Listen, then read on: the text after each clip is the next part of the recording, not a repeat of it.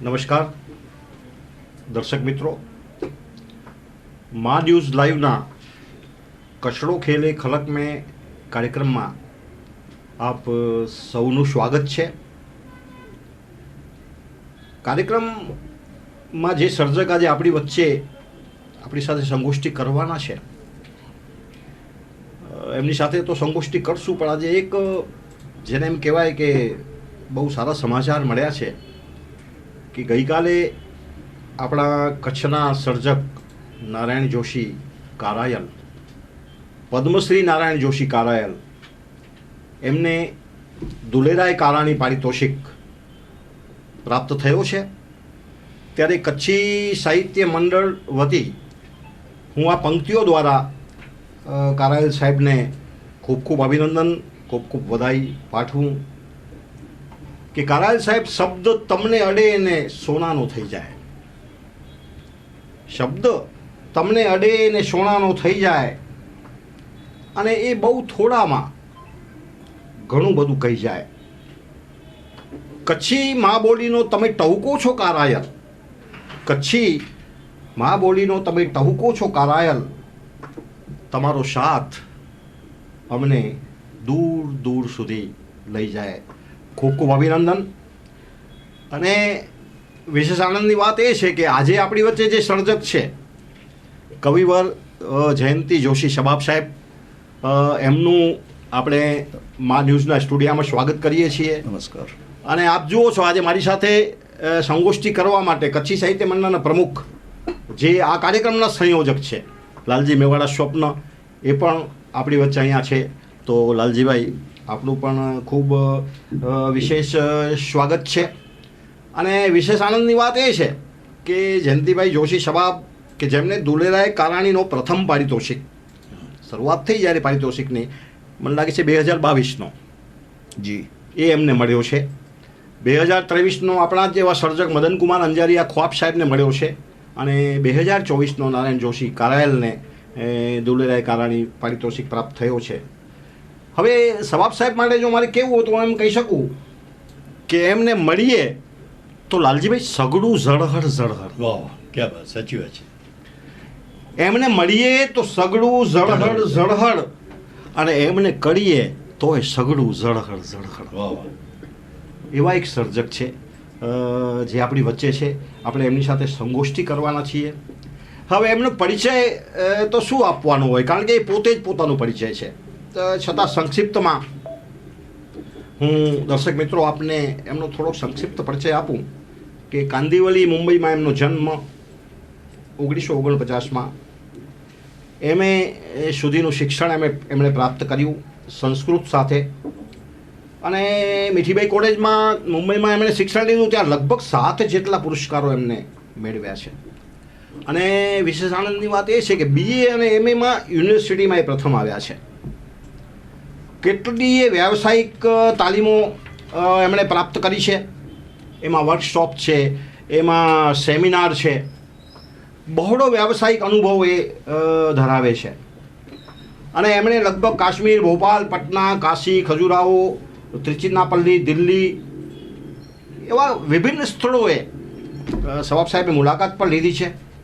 કચ્છી, ગુજરાતી, હિન્દી, અંગ્રેજી, સંસ્કૃત ભાષાનો ઉપરાંત અર્ધમાગધી, મરાઠી, ઉર્દુ અને સિંધીનું કાર્યસાધક જ્ઞાન પણ એ ધરાવે છે. એમનું સાહિત્ય સર્જન પણ વિપુલ છે. શબ્દખંડીય, જે અકાદમી દ્વારા પુરસ્કૃત એવો એમનો કાવ્યસંગ્રહ, ગુજરાતી, કચ્છી અને હિન્દી એ બધામાં લખે છે. સંપાદન પણ કરે છે. અવલોકન અને પરિચયો પણ લખ્યા છે. એમણે અનુવાદ પણ કર્યો છે. અને ખાસ કરીને તો કચ્છ મિત્રની અંદર છેલ્લા લગભગ 43 વર્ષથી જી, તેઓ એક કોલમનું સંપાદન કરે છે, દિલજી ગાલિયું. અને હું એમ કહું તો અતિશયોક્તિ નથી કે એ જે દિલજી ગાલિયું છે, એણે આપણી કચ્છી મહાબોલીને બડુકી બનાવી છે. દિલજી ગાલિયું દ્વારા એવા કેટલાય કચ્છી સર્જકો છે કે જેમને એક પ્લેટફોર્મ મળ્યું છે. અને આટલા બધા વર્ષોથી ભાષા ઉપર કટાર ચલાવવી એ બહુ મોટી વાત છે. અને એ શબાબ સાહેબ આજે પણ એ કટાર ચલાવે છે. એમને કેટલાય વિશિષ્ટ સન્માનો, પદકો મળ્યા છે. સાહિત્ય અકાદમીનો ગૌરવ પુરસ્કાર પણ મળ્યો છે. ધુલેરાય કારાણી પારિતોષિક પણ એમને મળ્યો છે. અને વાત કરવા જાઉં તો આપણી વાત ખૂટે નહીં એટલા બધા એ પુરસ્કારો છે. એટલે ફરીથી એમનું મા ન્યૂઝના સ્ટુડિયોમાં સ્વાગત કરી અને આપણે એમની સાથે ખૂબ ખૂબ આભાર. સંગોષ્ઠી ખૂબ આભાર. આપણે કરીએ. હવે શબાબ સાહેબ, જી. મારે પહેલો જ પ્રશ્ન આપને એ પૂછવાનો કે તમારી અત્યાર સુધીની જે સર્જક તરીકેની યાત્રા છે જી, એના વિશે તમે થોડુંક કંઈક અમારા જે દર્શક મિત્રો છે એને કહો. ઓમ પ્રણો દેવી સરસ્વતી વાજેભિર્વાજિની વતી ધીનામ અવિત્ર્યવતુ ઓમ સમ સરસ્વત્યૈ નમઃ. ઓમ નમો રિહંતાણમ ઓમ નમો સિદ્ધાણમ ઓમ નમો આયરિયાણમ ઓમ નમો વજ્જાયાણમ ઓમ નમો લોએ સવ્વસાહુણમ એસો પંચણમુક્કારો સવ્વપાવપણાસણો મંગલાણંચ સવ્વે સિંપઢમમ હવૈ મંગલમ. આ કાર્યક્રમ જોતા બધા દર્શકો અને વિશેષ રૂપે મને જેમની સન્નિધિ પ્રાપ્ત થઈ છે એવા કવિ શ્રીકાંત અને સ્વપ્નજી, જ્યારે તમે સર્જન પ્રક્રિયાની વાત કરો છો તો અપારે ખલુ કાવ્ય સંસારે કવિરેકો પ્રજાપતિ વાહ, ક્યા વાત. યથાસ્મય રોષ્યતે વિશ્વમ તથૈવ પરિવર્તતે. આ અપાર કાવ્ય સંસારની અંદર કવિ જે છે એ જ બ્રહ્મા હોય છે અને જેમ ધારે એ રીતે એ પોતે પરિવર્તિત સંસારને કરી શકતો હોય છે. એટલે સ્વાભાવિક રીતે એક સર્જક જે છે એ જ્યારે ચાલતો હોય ત્યારે સૌથી પહેલી એની જે શરત છે તે એ છે કે એણે પોતાની જાતને ઉગાડવી પડે છે અને પરકાયા પ્રવેશનો મંત્ર સિદ્ધ કરવો પડે વાહ, છે. ક્યા વાત, ક્યા વાત. એટલે કે જે સૃષ્ટિનું સર્જન છે એમાં એ પોતે સમાતો જાય અને એમાં સમાઈને એને જોતો જાય. પછી એ જ્યારે બહાર આવે ત્યારે એની સ્થિતિ કેવી હોય છે તો કે spontaneous overflow of powerful emotion is poetry. વાહ. જે સ્પોન્ટેનિયસ છે, એક સહજ રૂપે તમને જે ઉતરવાની શરૂઆત થઈ શકે, તમે એને આયાત કહી શકો, તમે એને પ્રેરણા કહી શકો, તમે એને ઇલ્હામ કહી શકો. એટલે કે ઈશ્વરની પ્રેરણા જે ઉતરે છે એ રીતે, મતલબ કે આપણું ધાર્યું કશું થતું નથી હોતું કે આપણે સર્જન કરવા બેઠા ને આપણે સર્જન કરી નાખ્યું, એવું નથી થતું. એ થઈ જતું હોય છે. કહાં હમારી ऐसी કિસ્મત કે શેર लिखते उठा के खामा दस्ते कुदरत ने हाथ मेरा पकड़ के चमन लिखा दिया है. તો કોઈ લખાવતું હોય છે, આપણે લખતા હોઈએ છીએ અને એ આપણા દ્વારા અભિવ્યક્ત થાય છે. એ આપણું સૌભાગ્ય છે કે એ આપણને પસંદ કરે છે અને આપણા દ્વારા અભિવ્યક્ત થાય છે. શબાબ સાહેબ, તમે કચ્છી, ગુજરાતી, હિન્દી, અંગ્રેજી જેવી ભાષાની જાણકારી ધરાવો છો, ત્યારે તમારા જીવનમાં એવી કોઈ ક્ષણ આવી કે તમે આ ભાષાઓના સાહિત્ય સાથે કચ્છી ભાષાના સાહિત્યને સરખાવ્યું હોય? એક બહુ સરસ મજાની વાત કરું આપને કે 2003ની સાલમાં એવું બન્યું કે ભારત સરકાર દિલ્હી દ્વારા, આકાશવાણી દિલ્હી દ્વારા એક સર્વભાષા કવિ સંમેલનનું આયોજન કરવામાં આવ્યું. આમ તો પ્રતિ વર્ષે થતું હોય છે. સર્વભાષા એટલે બધી માન્ય ભાષાઓના કવિઓ હોય અને પછી એ એક અલગ અલગ ભાષાઓમાં પણ હોય. દાખલા તરીકે ગુજરાતીમાં બધી ભાષાઓના કવિઓ આવી જાય એ જાતનો પ્રયાસ હોય. એવી રીતે મરાઠીમાં બધી ભાષાના કવિઓ આવી જાય એ જાતનો પ્રયાસ હોય છે. તો એવું એક પ્રયાસ થયો જેમાં એ લોકોએ રાજકોટ ખાતે હેમુ ગઢવી ઓડિટોરિયમ છે ત્યાં આગળ 2003ની સાલમાં આ કાર્યક્રમ યોજ્યો. એટલે કે ભારતની બધી ભાષાઓના 17 જેટલા કવિઓ, વિભિન્ન ભાષાઓના, એમાં પછી ઉડિયા હોય, મરાઠી હોય, સિંધી હોય, બધી ભાષાઓના, અને એક એક એમના અનુવાદક કવિ. એટલે દાખલા તરીકે ગુજરાતીમાં કરવાનું હોય તો એ બધી ભાષાઓનું ગુજરાતી એક એક કવિ હોય. એમ 17 દુ 34 કવિઓ કુલ થયા અને 2 કવિઓ હિન્દીના. એટલે એ 36 કવિઓ એક સાથે મંચ ઉપર હતા અને કુદરતનું કરવું, કોઈ માતા ભગવતીના આશીર્વાદ કે ગુરુ ભગવંતોના આશીર્વાદ જે કહો તે, એનું સંચાલન મને સાંભળ્યું. અને એ સંચાલન કરતી વખતે સ્વાભાવિક રીતે જ મનમાં હોય કે કેવી રીતે વાતનો આરંભ કરવો જોઈએ. તો સ્વાભાવિક રીતે હું ફરીથી કહું છું આપને કે જ્યારે કોઈ પાસે ન હોય ને ત્યારે મા અને માતૃભાષા સાથે હોય છે. ક્યાં વાત છે. અને એ રીતે મને કચ્છી જે છે એનું સ્મરણ આવ્યું. રણ ઘોડો ને રાત ઓહો. ચંધર ચોડઈ માજો જે ખાસા બેલી હુએ સાથ તો કજે રોચનિયું ગાલિયું. રચની ગાલી. વાહ, આ ક્યાં આ જે પંક્તિ છે એ મારા મનની અંદર રમવા લાગી. વાહ. અને પછી મેં એમને એ રીતે સમજાવ્યું કે ભાઈ જુઓ, રણ એટલે ભવરણથી મોટું કોઈ રણ નથી હોતું. બરાબર હા, સર. અને ઘોડો જે છે એ તો મન છે. બરાબર છે. એ ભાગમ ભાગ કરે છે, સંકલ્પ વિકલ્પાત્મકો મનઃ. એ નિરંતર ગતિશીલ રહેતું હોય છે અને માણસને યુવાન રાખે છે. નથી હોતો તો પણ મન એને યુવાન રાખે છે. તો આ ઘોડો, રણ ઘોડો ને રાત, દુઃખની રાત્રિ હોય, ચંધર ચોડઈમાં જો એમાં આશાના કિરણ જેવો 14મીનો ચાંદ હોય, બરાબર અને ખાસા બેલી હુએ સાથ, જો સારા એવા સાથી તમારી સાથે હોય તો તમે મનની વાત કરી શકો, તો તમે દિલની વાત કરી શકો. વાહ. તો આ વસ્તુઓ મેં એમને હિન્દીના માધ્યમ દ્વારા બધાની વચ્ચે મૂકી હતી. બરાબર. અને એ વખતે એમને પણ એવું લાગ્યું હતું કે કચ્છી ભલે કોઈ માન્યતાને અભાવે અટકી હશે ક્યાંક તો જુદી વાત છે, પરંતુ કચ્છીનું સાહિત્ય પણ એટલું જ વિશાળ અને સમૃદ્ધ છે, એટલું જ હૃદયસ્પર્શી છે એવું બધાને એ વખતે જણાયું હતું. બરાબર છે. બરાબર છે. હવે શબાબ સાહેબ કે જી. તમે ભારતના જુદા જુદા પ્રદેશોનો પ્રવાસ કર્યો છે, એમાં દક્ષિણ ઉત્તર એ બધું જ આવી જાય. તો આવું જ્યારે તમે જ્યારે પ્રવાસ કર્યો ત્યારે સાહિત્યિક કે સાંસ્કૃતિક દ્રષ્ટિએ આ જુદા જુદા રાજ્યો વચ્ચે તમને કંઈ સમાનતા જેવું દેખાયું? એ તો તમારી વાત ઘણી સાચી છે, કારણ કે આખરે તો પ્રવાસ જે કંઈ છે એ બે પ્રકારનો હોય છે. એક તો વિહંગમ પ્રવાસ, એટલે કે તમે ઉડતા ગયા અને ઠેક ઠેકાણે બેઠા. બિલકુલ. અને બીજું પીપીલિકા પ્રવાસ, એટલે કે વાહ, કીડી ક્યાં જેમ રીતે ચાલે બરાબર. એમ વળી થોડું પાછળ પડે, વળી 2 ડગલા આગળ ચાલે, બરાબર. એમ લોકોની વચ્ચે તમે એકદમ હળીમળીને થોડું થોડું આગળ વધતા વધતા જે પ્રવાસ કર્યો હોય એ પ્રવાસ, તમે પ્રવાસમાં હો છો એ વાત બરાબર છે, કારણ કે આત્માનો સ્વભાવ જ છે અટતી ઇતિ આત્મા, જે નિરંતર પ્રવાસીલ રહે છે એ આત્મા છે. તો તમે પ્રવાસમાં હો છો એ બરાબર છે, જીવ વણજારો છે એ પણ સાચું છે. અને મુઝે ये होश कहाँ कि मैं किस वक्त किधर था, વાહ. मौसम के परिंदों की तरह मेरा सफर था. વાહ. તો એવી રીતે મોસમના પરિંદાઓ માફક જ્યારે જીવ ઉડતો હોય ત્યારે કહ પતત્રીણામ પથદર્શયિતા, આપણા વેદો એમ કે છે કે જે પક્ષીઓ છે એને રસ્તો કોણ બતાડે છે? બરાબર. તો એ રસ્તો જે કંઈ છે એ કુદરત બતાડતી હોય છે. એવી રીતે પ્રકૃતિની આંગળી પકડીને તમે જ્યારે પ્રવાસે નીકળો છો ત્યારે જુદા જુદા લોકો તમને મળે છે, અને એ જુદા જુદા લોકોમાં તમને દેખાય છે કે આ તો વિભિન્નતામાં એકતા છે. વાહ, ક્યાં વાત છે. તમે અલગ અલગ ભાષા બોલતા લોકો હોય છે, પણ એ લોકોની ઉર્મિઓ જે કંઈ છે એ એક સરખી હોય છે. વાહ. એ લોકોના સુખ અને દુઃખ એક સરખા હોય છે. અને એની અંદર સમયે સમયે એની વચ્ચેથી પસાર થવાનું બન્યું છે. વાહ. તો એ વખતે ઘણી બધી ચીજો મનમાં સંકોરાઈ ગઈ હોય અને પછી સમયે સમયે બહાર આવી હોય છે અને સાહિત્યનું રૂપ લીધું હોય. એ વાત બહુ જ સાચી છે.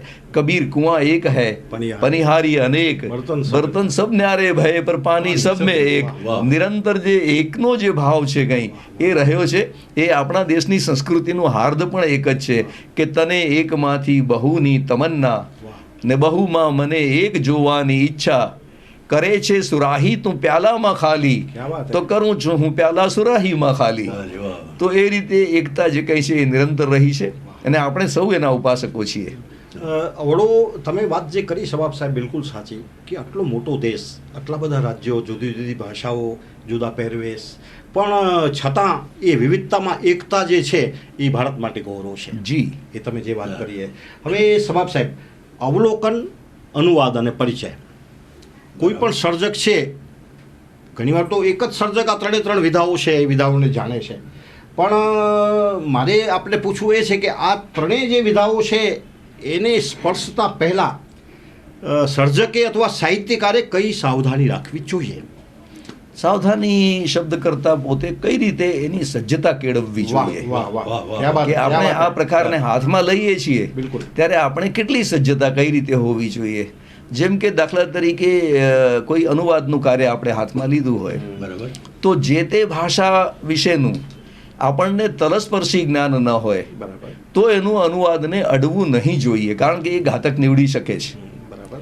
દરેક ભાષાના પોતાના રૂઢિપ્રયોગો હોય છે, પોતાની કહેવતો હોય છે, એક પોતાનું પર્યાવરણ હોય છે. તમે એને કોઈ બીજી ભાષા મારફત જ્યારે અડતા હો છો ત્યારે એમાં તકલીફ થવાનો સંભવ રહે છે. દાખલા તરીકે મને તમિલનો અનુવાદ કરવાનું કહેવાય તો હું તકલીફમાં રહું, પણ કોઈ મને કહે હું તમિલનું હિન્દી આપું તો તમે કરી શકશો ને, તો એ વધુ ઘાતક છે.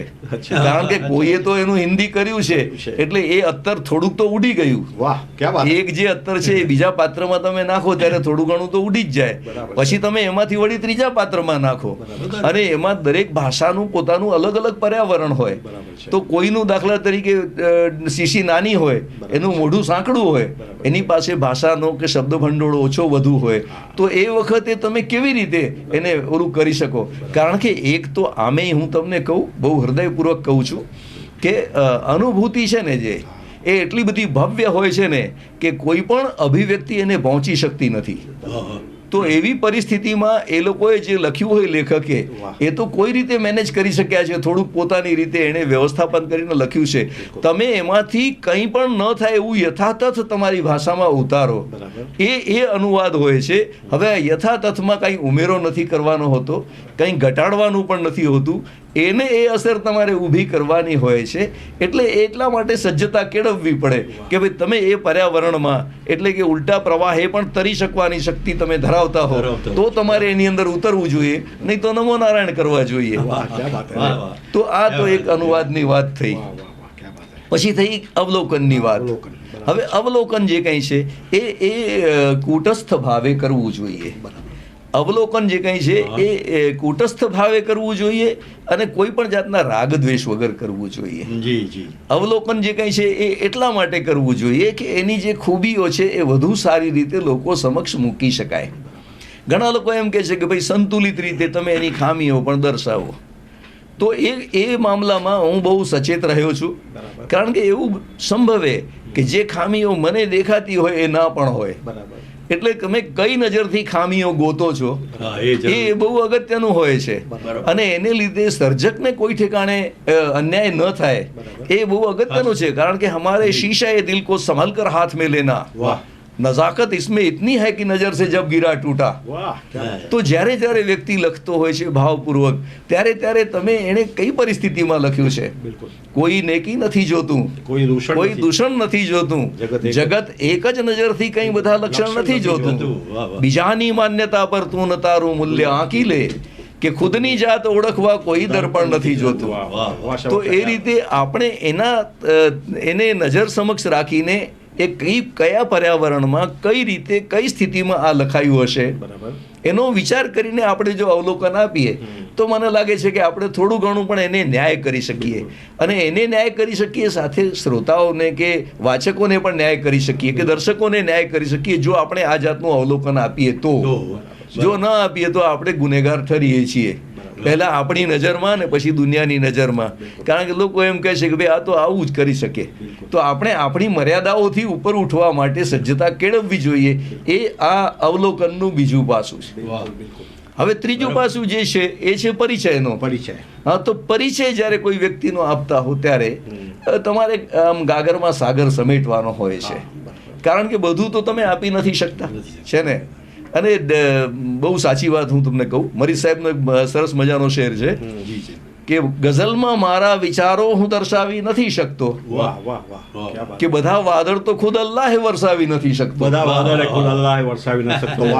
તો એવી રીતનું આપણે પરિચયમાં આપણે આપીએ તો કેવી રીતે આપીએ? આપણી પાસે તો લિમિટેડ એનું જે આવ્યું છે વર્ણન એ, પરંતુ એની સ્વભાવગત જે કંઈ છે ખૂબીઓ છે, જે લોકોમાં ઉતરી જઈ શકે છે, લોકોને પરિવર્તિત કરી શકે એવી છે, તો એવી ખૂબીઓ ઉપર વધારે ધ્યાન આપીને બહાર લાવવું જોઈએ.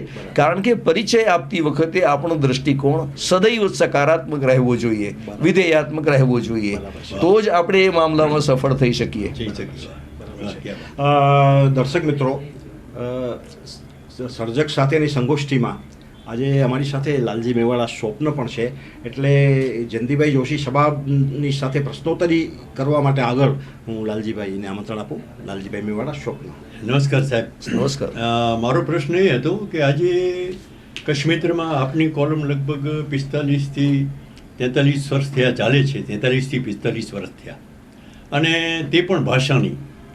તો મને લાગે છે કે આ બહુ મુશ્કેલ કામ છે, છતાં પણ તમે એને કેમ મેન્ટેન કરો છો અને આ ઉર્જા સાહેબ ક્યાંથી મળે તમને? સ્વપ્નજી, જી સાહેબ. હું આપને એક સરસ મજાની વાત કહું. એક ઠેકાણે ડુંગર ચડવાનો હતો, હા તો મેં જોયું કે એક નાનકડી દીકરી છે, એ પોતાના ભાઈને હા આમ પોતાની કેડે તેડીને એ ડુંગર ચડતી હતી. એટલે એને જોઈને બીજા એક વ્યક્તિએ કહ્યું કે દીકરી, તું આ સાંઠીકડા જેવી, આ તું આ બાળકને લઈને ઉપર ચડે છે, તને ભાર નથી લાગતો? એણે કહ્યું ભાર નથી, આ મારો ભાઈ છે. વાહ, ક્યા બાત સાહેબ, વાહ, ક્યા क्या बात है, क्या बात क्या बात है, है, बहुत क्या- अच्छा. તો જે ભાવ આપણે રાખ્યો હોય ને, એને કારણે બધી જે આપત્તિઓ છે એ પોતાનો રસ્તો છોડી જાય છે, બરાબર. એ દૂર ખસી જાય છે. એવું નથી કે આપત્તિઓ નથી આવતી, જી. આવે છે, ઘણી બધી મુસીબતો આવે છે.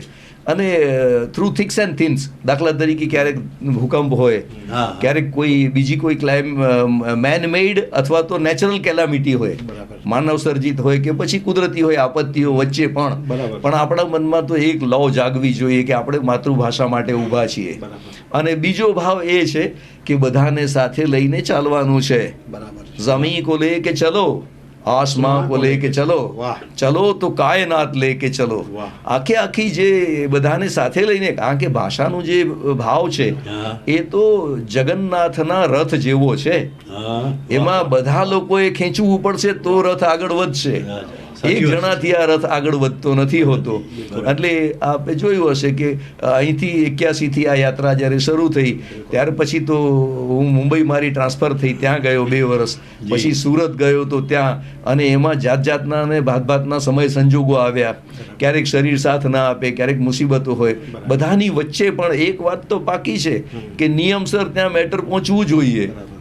અને તે પણ જે આપણને સમય. મળ્યું હોય એના કરતા સવાયું સારું બનીને જવું જોઈએ. જી, જી. આપણો સ્પર્શ થયો છે એમ લોકોને ખબર પડવી જોઈએ, આપણે એમને એમ નથી નાખી દીધું એને. બિલકુલ, બિલકુલ. તો આ જે કંઈ છે એ માતૃભાષાની એક સેવા છે, કારણ કે માતૃભાષા એ માતાનું અક્ષર સ્વરૂપ છે. વાહ વાહ. અને એ અક્ષરાની જે ઉપાસના છે એને મારા જીવનનો એક મંત્ર મેં બનાવ્યો છે, અને એને લઈને ગુરુ કૃપાથી હું આગળ વધ્યો છું. મને લાગે છે જ્યાં સુધી એમની આ અહર્નિશ કૃપા વધતી રહેશે, કારણ કે હું એમ માનું છું કે દરેક સર્જક જે મારી પાસે આવે છે એ પણ મારો ગુરુ છે. હા, એ મને કશુંક આપી જાય છે, મને શીખવાડી જાય છે, એક નવો વિચાર આપે છે. क्या बात है. હા, તો આ જાતના ભાવ સાથે આગળ વધ્યો છું, એટલે આ ચાલુ રહી છે. સાહેબ, આપની બહુ મોટાઈ છે, આ વાત કરી એટલે બહુ ખુશીની વાત, ખુશી થઈ.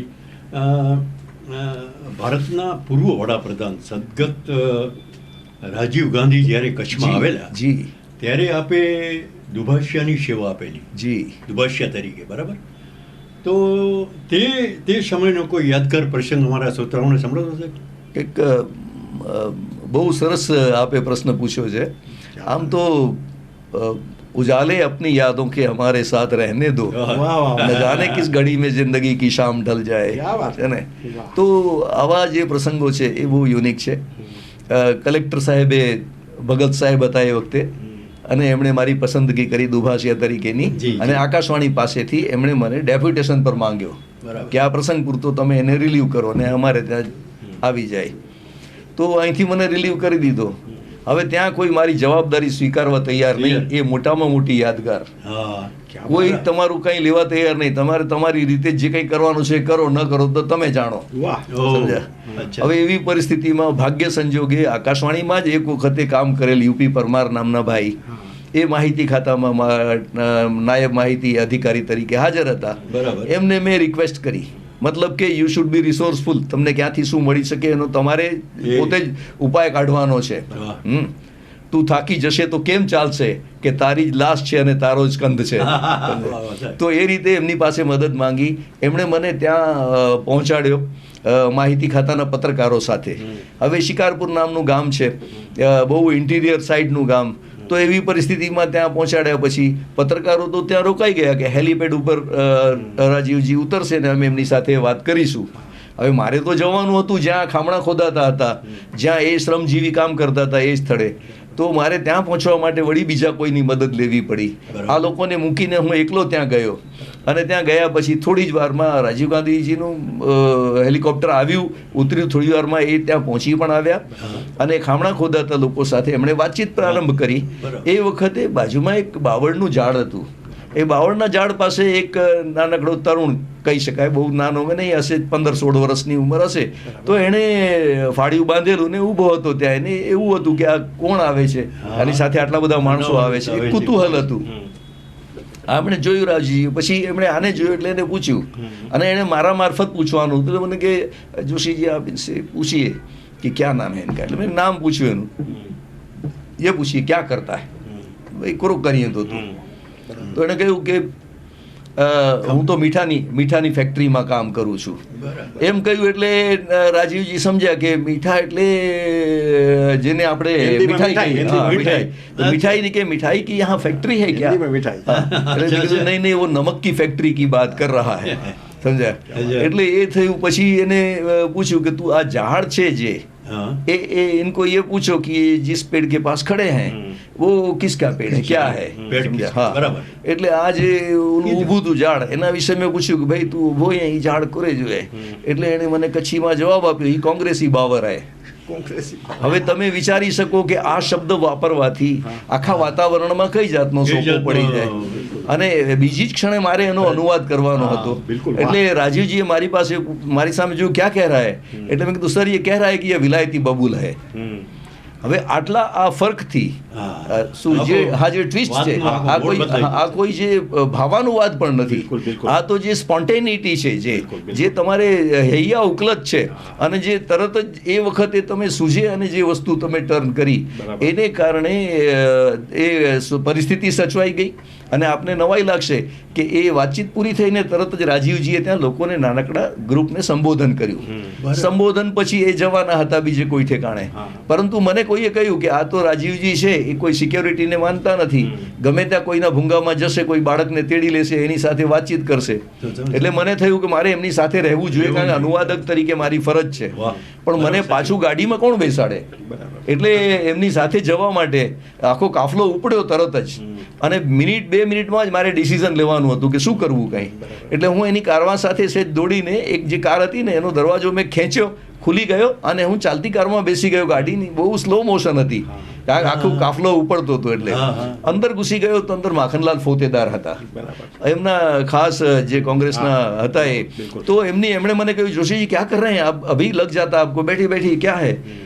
सर ये अभी जाएंगे तो उनके लिए मुझे अनुवादक के तौर पर जाना है. તો બોલે ઠીક હે ચલીએ. પરંતુ થયું એવું કે અનુવાદનું કામ પતી ગયું હતું અને એમણે બીજે ક્યાંય જવાને બદલે હેલિપેડ તરફ જવાનું શરૂ કર્યું.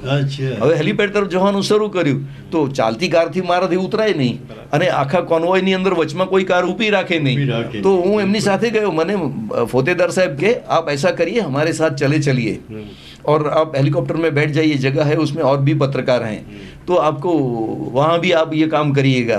मैंने कहा नहीं, मेरी तो ड्यूटी जो है वो असाइन की हुई है, मैं इससे आगे कुछ नहीं कर सकता, मुझे यहाँ से जाना पड़ेगा. એટલે ઠેઠ હેલિપેડ સુધી ગયો અને ત્યાં આગળ એ લોકો ઉતરીને બધા હેલિકોપ્ટરમાં બેઠા. હું એમને એમ ઊભો રહ્યો. હેલિકોપ્ટર ઉપડ્યું અને થોડી જ વારમાં હું ધૂળથી નાહી રહ્યો. આખું જે ધૂળ ઉડે ગઈ એ ધૂળથી હું ટોટલ નાહી રહ્યો આખો આમ. એ હેલિકોપ્ટર તો નીકળી ગયું અને પછી હું પાછો આવ્યો ત્યારે સિક્યોરિટી વાળાએ મને અટકાવ્યો કે તમે અંદર કેવી રીતે ગયા. અરે મેં કીધું ભલા માણસ, જ્યારે હું અંદર ગયો ત્યારે કેવું હતું ને કે અંદર કેમ ગયા, હવે હું જ્યારે જાઉં છું ત્યારે તું મને પકડે છે. મને કે નહીં તમે ચાલો. એટલે પોલીસ ની પાસે લઈ ગયા. એટલે મેં કીધું હા, મેં કીધું મારી પાસે આ કાર્ડ છે ડિસ્ટ્રિક્ટ કલેક્ટર સાહેબનું આપેલું અને મારી આકાશવાણીનું પણ કાર્ડ છે, હું તો ત્યાં આને માટે ગયો હતો. અને આ બધી વાત થઈ પછી એમણે પોતે મને છોડવાની વ્યવસ્થા કરી પોલીસે. તો આ જાતનો જે અનુભવ છે એ એમ સૂચવે છે કે તમારે ક્ષણે પડે જાગૃત રહેવું પડે અને કર્મઠ રહેવું પડે. એના સિવાય બીજો કોઈ इलाज જ નથી. जिंदगी बेदार रहने का ही आदिल नाम है. मौत कहते हैं उसे जब हद से बढ़ जाती है नींद. જો હદથી વધુ ઊંઘ થઈ જાય તો પણ એ મૃત્યુનું રૂપ હોય છે અને સજગતાનો કોઈ વિકલ્પ નથી હોતો. સાહેબ, એક ચીલો ચાંદરીને જેને કહેવાય ને, એવી હું વાત કરું તમને. જી. પ્રશ્ન મારો એ છે કે સાંપ્રત સમયમાં જી વેદના વધતી જાય છે અને સંવેદના જે છે એ ઘટતી જાય છે, એના વિશે આપનું શું કહેવું છે સાહેબ?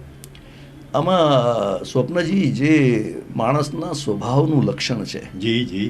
કે ઓછું આપીને વધુ મેળવવું, હા બરાબર. અને એ જે છે એક હદ સુધી તો બરાબર છે, પણ નહીં તો એ હદ વળોટી જાય જ્યારે ત્યારે એ દૂષણમાં પરિણમતી હોય છે. બરાબર. કે ભાઈ આપણે કશું પણ ન આપીએ અને વધુ મેળવી લઈએ. તો આવું જે ભાવ છે એમાં લોકો જે કંઈ છે એ એક વર્ષમાં અનેક વર્ષનું જીવન જીવવાના પ્રયાસ કરે છે. વાહ, ક્યા વાત હે. બરાબર. હવે અનેક વર્ષના જીવન જીવવા જતી વખતે જે દોડદાડ થાય એ ઘણી હાસ્યાસ્પદ હોય છે. પણ હાસ્યાસ્પદ એને લાગે છે જે બહાર ઊભો રહીને જુએ છે ને, હા, એને. અંદર દોડે છે એને ખબર નથી પડતી, એ તો દોડે જ છે. બરાબર. સમજ્યા? જેમ દાખલા તરીકે મુંબઈમાં તમે જાઓ અને કોઈ માણસને તમે સ્ટેશન પર ઉતરીને તમે એના ઘર તરફ જતા હો તો એ દેખાય કે પોતાનું સ્કૂટર પગે ચલાવીને આવી રહ્યો છે, અને એ પણ દોડે છે પગે. બરાબર. સમજ્યા? સ્કૂટર એની સાથે છે, તો તમે એને કહો છો કે રામ રામ, તો એ તમને કહે છે 756. હવે આ રામરામની સામે 756 એ સમજી શકાય એવું નથી, પણ પછી ખબર પડે કે એણે 756 ની ગાડી પકડવાની છે.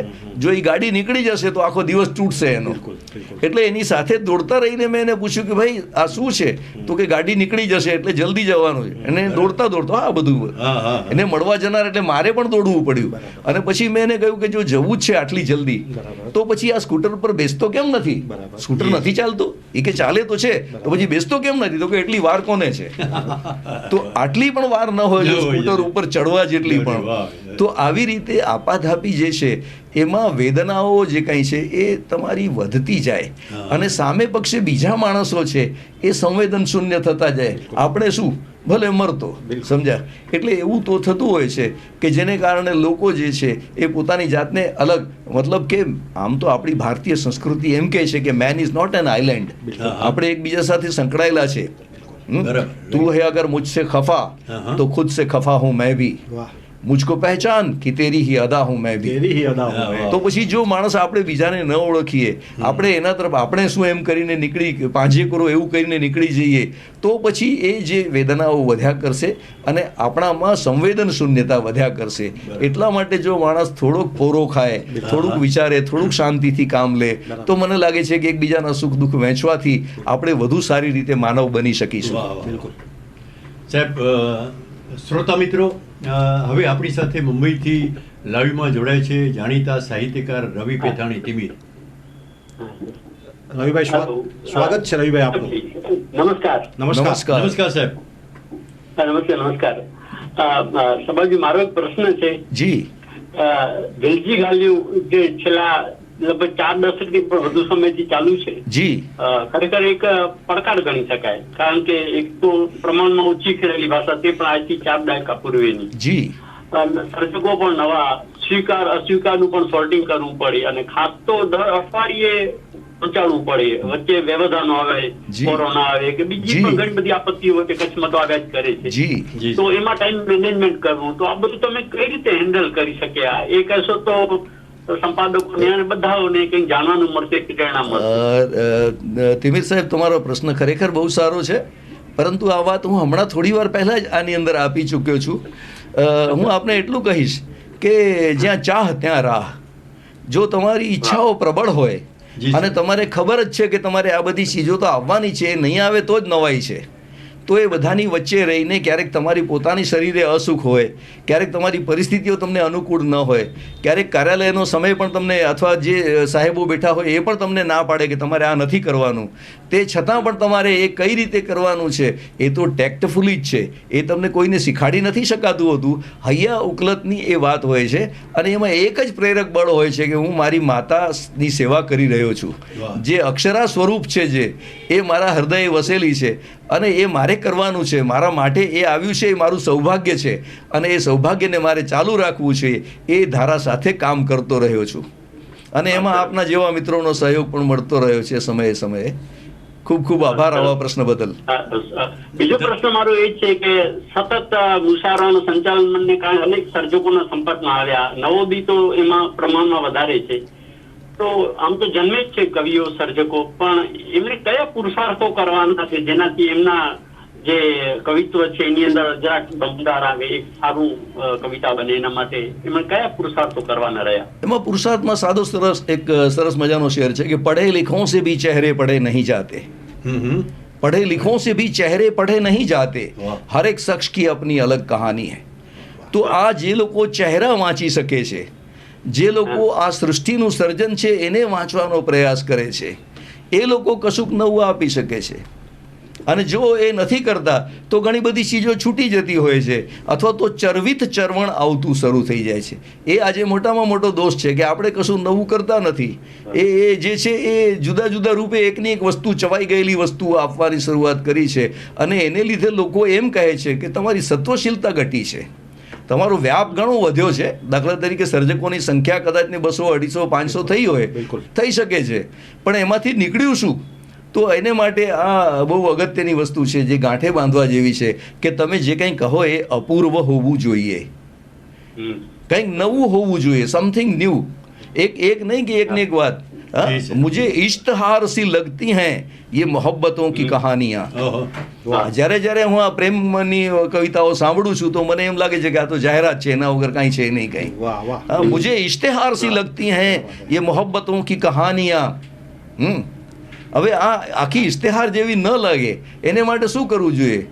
જો કહા નહીં વો સુના કરો, જો સુના નહીં વો કહા કરો. જે કદીએ ન સાંભળ્યું એવું કંઈક કહે, સમજ્યા? કંઈક એવું કર કે જેથી કરીને બીજા કરતાં તું અલગ આવીને ઊભો રહે. અને એ જો આપણે કરીશું ને તો બીજું બધું સચવાઈ રહેશે. કારણ કે તમારે પોતિકાપણું દાખવવું પડશે. તમે ગઝલ લખો છો બરાબર છે, પણ તમારા દર્દ ક્યાં? તમારી જે આવગી સંવેદના છે એ ક્યાં? જો એ નહીં હોય તો તમારું સર્જન ક્યાંય પણ સ્વીકારાશે નહીં. અને એ જ એક રસ્તો છે આગળ જવાનો, એના સિવાય બીજો કોઈ રસ્તો જ નથી. ધન્યવાદ તિમિર સાહેબ. શબાબ સાહેબ, જી, ચિત્રકાર છે જી, એ એક પછી એક રંગમાં પીસી બોળતો જાય, ચિત્રમાં રંગ પૂરાતા જાય, એ એક સામટા રંગ પૂરવાની ઉતાવળ નથી કરતો. જી. તો તમને નથી લાગતું કે સાહિત્ય સર્જનમાં પણ આવી ધીરજની જરૂર છે? હા, તો ધીરજનો કોઈ વિકલ્પ ક્યાં છે? કારણ કે આખરે તો જે વસ્તુ આપણે નિર્માણ કરવાની છે ને એના ઘણા બધા અંગો હોય છે. દાખલા તરીકે ચિત્રકાર હોય તો સૌથી પહેલું તો એણે પ્રમાણભાન જાળવવાનું હોય. બિલકુલ. દાખલા તરીકે ચિત્ર દોરતી વખતે એવું ન થાય કે પછી બકરીને હાથી પગો થયો છે એવું દેખાય, સમજાય? બકરી હોય તો બકરીના પગ 4 હોય તો ચારેય પગ એક પ્રમાણસર હોવા જોઈએ. તો એવી રીતે પ્રમાણભાન એ પહેલું છે. બીજું કે એમાં રંગોનું સંયોજન, હવે એ પ્રકૃતિને અનુરૂપ છે કે નહીં, સમજ્યા? તમે દાખલા તરીકે હાથી પણ દોરો છો અને પછી તમે એને પીળા રંગનો કે ભલતા રંગનો કંઈ આપો છો, કંઈ તો હા કોઈ તો એ ન હોઈ શકે, કંઈ એને ઝેબ્રાનો કલર હાથીને ના આપી શકાય. તો પ્રમાણભાન, રંગોનું સંયોજન, આ બધું એક ધીરજ માંગી લે એવી પ્રક્રિયા છે, અને સૃષ્ટિનું સૂક્ષ્મ અવલોકન માંગી લે એવી પ્રક્રિયા છે, જે ઉતાવળે નથી થઈ શકતું. તમે જો ધ્યાનપૂર્વક કોઈ વસ્તુ જુઓ તો જ એ વસ્તુ તમારી સાથે વાતચીત કરતી હોય છે. વાહ, ક્યા બાત હૈ. અને એ વાતચીતને તમારે કાગળ ઉપર ઉતારવાની હોય છે. એ તમે ક્યારેક રંગો દ્વારા ઉતારો છો, ક્યારેક શિલ્પ દ્વારા ઉતારો છો, ક્યારેક કાવ્ય દ્વારા ઉતારો છો. એક ચિત્રના જેવો જ અનુભવ છે આદિલ. આ શબ્દના વ્યવહારની વાત જ ક્યાં છે? તો એ રીતે ચિત્રકારનો પણ પોતાનો મહિમા હોય છે. કારણ કે આટલી બધી 64 જેટલી કળાઓ છે ને, તો કલાનામ પ્રવરમ ચિત્રમ. આખી 64 કળાઓમાં શ્રેષ્ઠ કળા હોય તો ચિત્રકળા છે. ધર્મ કામાર્થ મોક્ષદમ માંગલ્યમ પ્રથમમ ચૈતદ યત્ર ચત્ર પ્રતિષ્ઠિતમ. એ પહેલું માંગલ્ય છે જ્યાં જ્યાં એની પ્રતિષ્ઠા કરવામાં આવે છે. એવી રીતે ધર્મ, અર્થ, કામ અને મોક્ષ બધું આપી શકાય એ ચિત્રમાં હોય છે. તો એ આપનાર ચિત્રકાર છે એટલે આ છે. અને એટલા માટે ચિત્રકારે કઈ રીતે પોતાની જાતને સંયમિત પણ રાખવાની છે અને અભિવ્યક્ત પણ થવાનું છે. આ બંને ચીજો એક સાથે હોય તો ધીરજ સિવાય સંભવ નથી. આ આપની વાત સાથે હું સહમત છું. કવિ માધવ રામાનુજ, જી, એમના એક ગીતની પંક્તિ મને યાદ આવે છે. જી, કે અંદર તો એવું અજવાળું, જી, અંદર તો એવું અજવાળું સળવળતી હોય આંખ જેને જોવાને એ મીચેલી આંખે ભાડું. તો અજવાળું જે છે, અહીંયા કવિએ જે વાત કરી છે, અજવાળું શેનું છે? આમ તો આત્મતત્વ છે ને, હા, એ એક સ્ફુરાયમાન જ્યોતિ છે. અને એનું જે અજવાળું છે, જેને માટે ઉર્દુનો શાયર એમ કહે છે કે તસવ્વુર સે દિલો જામે ઉજાલા કર લિયા હમને. તસવ્વુર સે, ફક્ત એક તો કલ્પના જ હતી, એક ધારણા હતી. બરાબર. तसव्वुर से दिल और जामे उजाला कर लिया हमने, जब आंखें બંધ की तो उनका नजारा कर लिया. जब आंखें બંધ की तो उनका नजारा कर लिया हमने. અને એ ક્યારે થાય તો કે જ્યારે તમારો ઇશ્ક પાકો હોય ત્યારે. ઉલ્ટી ही चाल चलते हैं दीवान गाने इश्क, उल्टी ही चाल चलते हैं दीवान गाने इश्क, पलकों को બંધ करते हैं दीदार के लिए. તો પલક બંધ કરીને તમને દીદાર થાય, સમજ્યા? એ એક મોટી વાત હોય છે. અને એ આત્મતત્વ જે છે, આખરે તો આપણે ભલે એમ કહીએ કે કોઈ એક ઠેકાણે કોઈ દેવ વસે છે અને આપણે બધા એક તરફ જવા માંડીએ, પરંતુ એવું નથી. કણકણમાં જે વસે છે અને એમાં જ્યારે તમે જોવાનું શરૂ કરો ત્યારે તમે પણ એ કણમાંથી અલગ નથી થઈ શકતા. જેમ દાખલા તરીકે એક કીડી છે ને, સ્વપ્નજી, એ એક ખાંડનું એક કણ મળે ને તો એને પોતાની સાથે લઈ જવાના પ્રયત્ન કરે છે. બિલકુલ. પરંતુ જો એને ખાંડનો આટલો મોટો ગાંગડો મળે ને તો એ પોતે એને ચોંટી જાય છે અને એને ચોટેલી રહે છે, સમજે? એને છોડતી નથી, એને એનો ભાગ રૂપે થઈ જાય છે. એવી રીતે તમારે આ જે રસ જે રમે છે એ અંદર પણ છે અને બહાર પણ છે. એ જે જ્યોતિ છે એ ફક્ત અંતર્નિહિત નથી, એ બહાર પણ છે. યત પિંડે તદ બ્રહ્માંડે. તો આ પિંડ અને બ્રહ્માંડ બંનેને સાંકળતી જે કડી છે તે આ છે.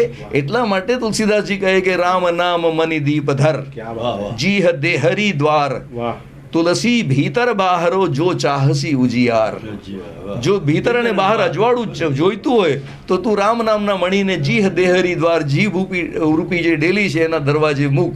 નિરંતર તું રામ નામનું સ્મરણ કરતો જા, અંદર અને બહાર બંનેમાં તું રામ જોયા કર. એ રીતે જ તારું કામ થશે. કવિરાજ, કચ્છી ભાષા ઉપરાંત જી સમાંતરે તમારું જે યોગદાન છે લગભગ 3.5 દાયકા સુધી આકાશવાણી સાથે બિલકુલ રહ્યું છે. અને કદાચ હું ન બોલતો હોઉં તો વરિષ્ઠ પદે એટલે કે કેન્દ્ર નિયામક પદે એક પ્રથમ કચ્છી તરીકે કદાચ તમે આકાશવાણીમાં પહોંચ્યા છો. તો શબાબ સાહેબ, એનું કોઈ એવો નાનકડો અનુભવ હોય કોઈ આકાશવાણીના ક્ષેત્રનો તો અમારા દર્શક મિત્રોને જણાવશો. આમાં જે કેન્દ્ર નિયામક હોય પદ, પછી એમાં પણ સિનિયર સ્ટેશન ડાયરેક્ટર એટલે વરિષ્ઠ કેન્દ્ર નિયામક, એ પદ ઘણું વિરલ પણ હોય છે. ઘણા વર્ષોની સર્વિસ પછી એ મળતું હોય છે. અને એમાં યુપીએસસીની પરીક્ષા જ્યારે મેં ક્લાસ 2ની આપી 1977માં, પછી 13 વર્ષ પછી મેં ક્લાસ 1 માટે આપી અને એ વખતે સમગ્ર ભારતમાં હું પ્રથમ ક્રમાંકે આવ્યો અને મારું પોસ્ટિંગ બોમ્બે થયું. બોમ્બેમાં પણ મેં કામ કર્યું અને સુરતમાં કર્યું, પછી પાછો ભુજ આવ્યો અને અહીંયા આગળ કર્યું. એમ કુલ મારા લગભગ 3-3.25 દાયકા જેટલો સમય મેં આમાં આકાશવાણીને આપ્યો છે. તો એમાંથી તમે મને યાદગાર પ્રસંગોની વાત કરો તો મારે કેટલા ગણવા એક મોટો સવાલ છે. છતાં પણ હું આપને એક બે એવા પ્રસંગો કહું છું જે ખરેખર યુનિક છે. દાખલા તરીકે હમણાં આપણે આવતીકાલે જ કદાચ જ્યારે આપણું આ પ્રસારણ થશે એ વખતે રામલલ્લા બેસી ગયા હશે, બરોબર ને? તો એમનું એ થયું હશે. તો એ જે બાબરી જે મસ્જિદ હતી એને જ્યારે પાડવામાં આવી, બાબરી ધ્વંસ થયું જ્યારે, એ વખતે હું સુરત સ્ટેશનમાં હતો અને સુરત સ્ટેશનમાં એએસડી તરીકે મારી નીચે જે સ્ટાફ કામ કરતો હતો અને મારી સાથે એન્જિનિયરમાં મકવાણા સાહેબ ને બીજા લોકો હતા. તો એવી પરિસ્થિતિમાં એ વખતે જે એક રમખાણો ફાટી નીકળ્યા અને એ રમખાણો વચ્ચે કેન્દ્રને સાચવવાની જવાબદારી જે હતી એ ઘણી જ એવી હતી જેમાં તમે આગ ઉપર બેઠા હો એ જાતનું હોય. કારણ કે જે કેન્દ્રની દિવાલ હતી એ પણ 3-3 ફૂટની જ હતી, જેમાં કૂતરું પણ કૂદીને આવી શકે. તો એવી પરિસ્થિતિમાં આપણા સ્ટાફનું મોરલ કેવી રીતે બૂસ્ટ કરવું? ચારે બાજુ કરફ્યુ હોય અને તમારે સ્ટેશનને બંધ તો તાળા તો દેવાય નહીં, આને ન તાળા દેવાય. સિક્યોરિટીમાં પણ હજી કાંઈ મળ્યું નહીં હતું કારણ કે એ સ્ટેશન હજી બંધાતું હતું, એટલે કોઈ રેગ્યુલર સિક્યોરિટીનો સ્ટાફ નહીં. અને જે કેઝ્યુઅલ હોય એ આવવામાં શું કામ આવે? એટલે એ પોતાના ઘરે હોય તો આપણે એને કેવી રીતે પાછું જે પાછળ કોલોનીમાં રહેતા હતા એ કોલોની પણ બનેલી નહીં, એમાં બનતી હતી એ પરિસ્થિતિમાં અંદર સ્ટોપર પણ ન હોય દરવાજામાં, તો રાતના ભય રહ્યા કરે. એવી વચ્ચે કોઈ કુદરત આપણને કાંઈ મદદ કરતી હોય એવી રીતે પ્રજાપિતા બ્રહ્માકુમારીજીનું સેન્ટર બાજુમાં હતું. ત્યાં લતા દીદીએ એમ કહ્યું કે તમે ચિંતા નહીં કરતા, બપોરનું જમવાનું અમારી બહેનો તમને પહોંચાડી આવશે. એટલે બપોરનું ભોજન એમના તરફથી આવી જતું. સાંજે અમે લોકો રાતના જ્યારે ટ્રાન્સમિશન પૂરું થાય પછી બધા સાથે બેસીએ અને સહનવ ભુનકતું સાચા અર્થમાં જેની પાસે થોડીક દાળ બચી હોય કે કોઈની પાસે થોડા ચાવલ બચ્યા હોય તો એની ભેગી ખીચડી બનાવીને સાથે બેસીને જમતા. એટલું જ નહીં, જ્યારે ટ્રાન્સમિશન ચાલુ હોય ત્યારે એનાઉન્સરની બાજુમાં હું પોતે જઈને ઊભો રહેતો કે ભાઈ તારે ગભરાવાની જરૂર નથી, હું તારી સાથે છું. તો એવી રીતે જે આખી, અને પાછું આકાશવાણીનું કામ તો સંઘ ભાવનાનું કામ છે, કોઈ એકલાનું છે નહીં. આજે કોઈ આપણને એમ કે ના અમે રાતોરાત સમાચાર કહી દીધા ને અમે લોકો તો પહેલા હતા ને, અરે પણ સમાચાર કેવી રીતે કીધા, કંઈ થોડા કંઈ તમે ઉપર મકાન પર ઊભા રહીને બોલતા હતા. આખી ટેકનિકલ વિંગ હોય, આખી જે ટેકનિકલ જે ઓલું છે કંઈ ઇન્ફ્રાસ્ટ્રક્ચર, એ જ્યારે સાથે કામ કરે ત્યારે કામ થતું હોય છે. તો એની અંદરથી પણ આ કામ થયું. અને આપને નવાઈ લાગશે કે અમારા એક બેન હતા આમ્રપાલી બેન, એ તો ખાસ ત્યાં કર્ફ્યુ બાઉન્ડ વિસ્તારોમાં પોતાનું ટેપ રેકોર્ડર સાથે લઈને રેકોર્ડિંગ કર્યું છે એમણે લોકોનું. એ કામ કર્યું.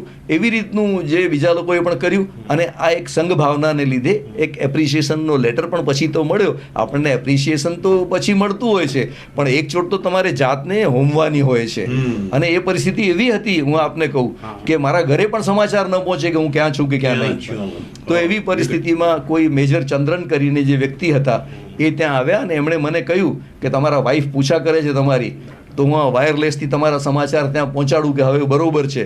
તો આવી પરિસ્થિતિઓની વચ્ચે જે કામ થયું એ એક પ્રસંગ, એવો જ પ્રસંગ અહીંયા આપણે ભૂકંપમાં થયો એ વખતે પણ એ જ હાલ હતા, એનાથી વધુ ખરાબ હતા. ઓલું જો મેન મેડ હતી તો આ નેચરલ કેલામિટી હતી. જે વખતે આપને નવાઈ લાગશે, અને આજે હું આપની સમક્ષ દાવા સાથે કહું છું કે કોઈ પણ ઠેકાણે આવું ભાગ્યે જ બન્યું હશે કે જ્યારે ભૂકંપ આવ્યો હોય અને બધા રોડ્સ બ્લોક હોય, જ્યારે લાઇટ પણ ન હોય, પાણીની સગવડ ન હોય, એવા પરિસ્થિતિની અંદર ફક્ત 20 મિનિટની અંદર ફરીથી ટ્રાન્સમિશન ધબકતું થયું હોય તો એને માટે એક આખું ટીમ વર્ક હતું. હું એમ નથી કહેતો કે હું આમાં એકલો હતું, કારણ કે અકેલા ચના ભાડ નહીં ફોડ શકતા, પરંતુ આપણે બધા સાથે હોઈએ ને તો ચમત્કાર સર્જી શકીએ છીએ. અને એ વખતે આપને જાણીને ખરેખર નવાઈ લાગશે કે આકાશવાણીનું પોતાનું મકાન પણ ડિલેપિડેટેડ કન્ડિશનમાં આવ્યું ભૂકંપને કારણે. અને એમાંના એકાદ બેન જે છે એ તો દબાઈને મરી ગયા હતા પોતાના ઘરે પોતાના બાળક સાથે. અને બીજા જે છે અત્યારે જયેશ રાવલ બેઠા છે જે, એમના પણ ભાઈ ને ભાભી ને એ લોકો જે મકાનની અંદર સપડાયા હતા. એવી પરિસ્થિતિમાં પણ લોકોની, તમારી સમક્ષ લોકોની આમ જતી હોય જ્યારે બધી ઘવાયેલી પરિસ્થિતિમાં, અને જનરલ હોસ્પિટલ પણ તૂટી પડી હોય, ત્યારે લોકોનું મોરલ બૂસ્ટ કરીને આ ચાલુ રાખવું જે કંઈ છે, આનાથી કયો અનુભવ મોટો હોઈ શકે. તો આવા જે અનુભવો છે એ નિરંતર થયા. અને એનાથી મને લાગે છે કે આપણે આના વિશે વાત કરવા બેસીએ તો અલગ એક એપિસોડ જોઈએ. પરંતુ સાચી સ્થિતિ એ હોય છે કે માણસે પોતાની જાત ઉપર શ્રદ્ધા રાખવાની હોય છે, બીજાનો વિશ્વાસ જે કંઈ છે એ પ્રેરવાનો હોય છે. એમને ભયમાંથી મુક્ત કરીને આપણે બધા સંગચ્છધ્વમ સંવદધ્વમનો ભાવ સાથે આગળ વધીએ તો સફળતાઓ આપણને મળતી હોય છે. અને સુષ્મા સ્વરાજ સ્વયં આવ્યા, એમણે આ બધી ચીજો જોઈ અને એક્સ ગ્રેશિયા પેમેન્ટ તરીકે દરેક કર્મચારીને 5,000 રૂપિયાનું એમણે એ વખતે પુરસ્કાર પણ આપ્યું હતું. અને આપને નવાઈ લાગશે કે પહેલાં તો એમણે એમ કહ્યું કે જે લોકો ઓન ડ્યુટી હતા એમને આપો, તો મેં કહ્યું નહીં, જે લોકો ઓન ડ્યુટી નહીં હતા એ લોકો પણ એટલા માટે ઓન ડ્યુટી રહી શક્યા કે આખો સ્ટાફ જે કંઈ છે એ એક સાથે યુનાઇટેડ હતો. બધા એક સાથે ડ્યુટી ન કરી શકે, તો યુનિટી વોઝ ઇન્વોક્ડ. એ આ બધાએ જે સાથે મળ્યા એનું આ ફળ હતું. અને એને લીધે સરસ રીતે આ ફરીથી ઊભું થઈ શક્યું. એક તબક્કે તો આખું લઈ જવાની વાત હતી, પરંતુ એ પણ બચી ગયું. અને અહીંયા સારી રીતે આજે આપણી વચ્ચે આ ટ્રાન્સમિશન ચાલુ છે એ પણ આપણે જોઈ શકીએ છીએ. તો આવા પ્રસંગો એક જિંદગીની મોટું ઓલું છે પડો જે યાદ કરીએ છીએ. શવાબ સાહેબ, આપણી મુલાકાત વિરામ તરફ બહુ ઝડપથી જઈ રહી છે. ત્યારે એક હળવો પ્રશ્ન મારા મગજમાં આવ્યો કે આપણી રાશિ મકર જી અને આપના તખલ્લુસની રાશિ કુંભ જી, હવે આ બંને રાશિનો અધિપતિ શનિ છે જી, તો આ શનિનો તમારા જીવનમાં શું પ્રભાવ રહ્યો છે? બહુ સરસ મજાની વાત કરી. આમાં કાંતજી, આપનું જ્યોતિષનું જે જ્ઞાન છે એ પણ આમાં પરિલક્ષિત થાય છે. હું આપને આમાં એક એટલા માટે એક નવી વાત કરું છું કે મારી રાશિ એકચ્યુઅલી તો મીન છે. કારણ કે કચ્છી ભાષામાં ઝ નો અલગ ઉચ્ચાર નથી થતો, એ ઝ ને બદલે જ બોલાય છે. તો મારા જે દચ જથ મીન કાઢી આપ્યું હશે, પણ અમારા વડીલો સમજે કે દચ જથ, તો જ ઉપરથી જયંતી નામ એમણે નાખી દીધું છે. તો એ મીન રાશિ છે. એનું આ તમારી પહેલી વાર હું આ ફોડ પાડું છું તમારી વચ્ચે. અને એ પરિસ્થિતિમાં તમે આ પ્રશ્ન પૂછ્યો છે તો આપને કહી દઉં કે શનિનો મારી કુંડળીમાં શું પ્રભાવ છે તો કે જન્મ લગ્નમાં 5મા સ્થાનમાં શનિ બેઠો છે. સમજ્યા? હા, એટલે સિંહ લગ્નમાં શનિ બેઠો છે બરાબર. અને એની ઉપર જે મોટામાં મોટો પ્રભાવ એનો અથવા તો શનિનો એના પર હા. એવો જે 5મા ઘરમાં બેઠેલો જે છે એ ગુરુ છે, ધનનો ગુરુ છે. બરાબર. તો આ જે શનિ એ કેન્દ્ર લગ્નમાં બેઠેલ, તમે કહો છો શનિનો પ્રભાવ શું છે, હા. અને આપને ખરેખર હું આ માટે શાબાશી આપીશ હા. કે શનિનું એક લક્ષણ છે પાદે અને ખંજા, હા. એટલે કે પગથી એ માણસ થોડો લિમ્પિંગ હોય. બિલકુલ. તો તમે મારી ચાલમાં જોઈ લેજો, તમને સમજાઈ જશે કે શનિનો પ્રભાવ શું છે. બિલકુલ બિલકુલ બિલકુલ. આમ તો સ્વાભાવિક રીતે શનિ છે ને દુષ્ટ માણસોને જ વધારે નડે છે. સજ્જન માણસો ઉપર તો શનિની ખૂબ જ કૃપા રહે આ છે. તો આ કૃપા છે, એનું ઉદાહરણ પણ છે. હવે બસ એક છેલ્લો અંતિમ પ્રશ્ન જી, પૂછી લઉં જી. કે કચ્છી ભાષાના પ્રચાર અને પ્રસાર માટે કચ્છી સાહિત્ય મંડળ જે પ્રયાસો કરે છે, તો એ કચ્છી મંડળની જે કામગીરી છે, બિલકુલ તટસ્થતાથી આપ અમને કહેજો કે આપને કેવી લાગે છે, આમાં હજી અમારે શું કરવું જોઈએ. જુઓ, બહુ સાચી વાત આપને કહું તો માતા ભગવતી જે આપણી કચ્છી ભાષા છે એ સમયે સમયે અમુક લોકોને પ્રેરણા આપે છે. બરાબર. અને એ કાળખંડ પૂરો થાય ત્યારે એ વ્યક્તિઓ નીકળી જાય, એની બદલે બીજા આવે, પછી ત્રીજા આવે. જેમ દાખલા તરીકે એક કુંજનું ટોળું ઉડતું હોય તો એક પક્ષી છે એ લીડ કરતું હોય, બીજા એની સાથે હોય, પણ એ થાકી જાય ને તો પાછળ આવી જાય, હા. એમાંથી બીજું એક આગળ આગળ. નીકળી જાય. આ કચ્છી પક્ષીઓની ખાસિયત છે. વાહ, વાહ. આ તો એવી રીતે કચ્છમાંથી સમયે સમયે જે લોકોએ કામ કર્યું છે એમાં અત્યારનું જે કામ છે જે કચ્છી સાહિત્ય મંડળનું, એ અદ્ભુત, અનન્ય અને અપૂર્વ છે. અનન્ય એટલા માટે કે બીજું કોઈ વ્યક્તિ આ કામ કરતું જ નથી, અને કોઈ વ્યક્તિગત ધોરણે કરતું હોય ક્યાંય નાનું સાનું જુદી વાત છે, પરંતુ કચ્છી સાહિત્ય મંડળે ન કેવળ કચ્છના બલકી મુંબઈના સર્જકોને પણ સાથે રાખવાનો પ્રયાસ કર્યો છે, જે પોતાની અંદર એક ખરેખર કચ્છિયતના સ્પિરિટને અનુરૂપ છે. જી. કારણ કે આપણે કચ્છીઓ વહેંચીને ખાનારા લોકો છીએ. તો આ જે છે ભાવ એ નિરંતર માતા ભગવતી એમનામાં જાગતો રાખે. એમણે જે નવોદિતો છે એમને પણ આગળ આવવા માટે એટલું જ નહીં, સમયે સમયે એમણે સર્જકોનું સન્માન પણ કર્યું છે. એ બહુ મોટી વાત છે. અને એમાં જે લોકો નીવડેલા છે એ તો ભલે છે જ, પરંતુ જે નવોદિત છે એમનો પણ હાથ પકડીને આગળ લાવવાની વૃત્તિ છે એ બહુ વિરલ જોવા મળે છે. અને એક નવી પેઢીનું સર્જન આના મારફત થઈ રહ્યું છે, એ હું બહુ આનંદ અને આશ્ચર્યથી જોઈ રહ્યો છું. મને એમ લાગે છે કે આ જે પ્રક્રિયા છે એ નિરંતર ચાલતી રહેવી જોઈએ, અને એ તમારા જેવા મિત્રો સારી રીતે કામ કરે અને કચ્છ અને કચ્છિયતનું નામ આગળ વધારે એવી સદભાવના મારી સદૈવ એમની સાથે રહી છે. સવાબ સાહેબ, ખૂબ ખૂબ આપનો આભાર. આપ અમારી વચ્ચે મા ન્યૂઝના સ્ટુડિયોમાં આવ્યા, કાર્યક્રમમાં અમારી સાથે વાતો કરી, અમારી સાથે સંગોષ્ઠી કરી, તે બદલ ફરીથી ખૂબ ખૂબ ધન્યવાદ. અને દર્શક મિત્રો, હું અને મારા સાથી લાલજી મેવાડા સ્વપ્ન આપની રજા લઈએ છીએ. ખૂબ ખૂબ આભાર. ફરીથી મળશું આપણે બીજા સોમવારે, અને ત્યારે કોઈ નવા સર્જકને આપની વચ્ચે અમે લાવશું. ત્યાં સુધી આપનો બધાનો ખૂબ ખૂબ આભાર, અને વિશેષ રૂપે જે લોકોએ મારો આ મુલાકાત લીધી છે એ બંને મિત્રોનો અંતઃકરણપૂર્વક આભાર માનું છું. પ્રણતોસ્મી પુનઃ પુનઃ. ધન્યવાદ. ધન્યવાદ.